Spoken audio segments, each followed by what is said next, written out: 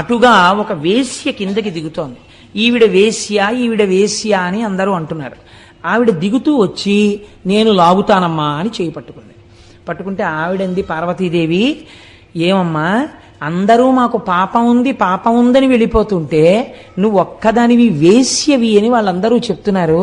వాళ్ళ పాపముల కన్నా నీ పాపము గట్టిది కదా, నువ్వు ఎలా లాగుతావు నా భర్తని అని అడిగింది.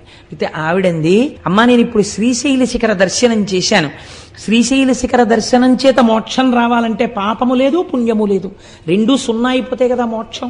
ఇప్పుడు నా ఖాతాలో పాపం ఎక్కడుందమ్మా, పాపం లేదు పుణ్యం లేదు, అందుకుని లాగుతున్నానమ్మా, నేను అర్హురాలను అంది. విశ్వాసం నిజంగా ఉన్నది నీకు, ఈవిడికి మోక్షం ఇస్తున్నాను. చూసావా పార్వతి, నంది శృంగములలోంచి చూడడం కాదు, ఇక్కడ ఉన్నది నా తల్లి, ఇక్కడ ఉన్నది నా తండ్రి, వాళ్ళ మాట సత్యం అని నమ్మినవాడెవడున్నాడో వాడికి మోక్షం.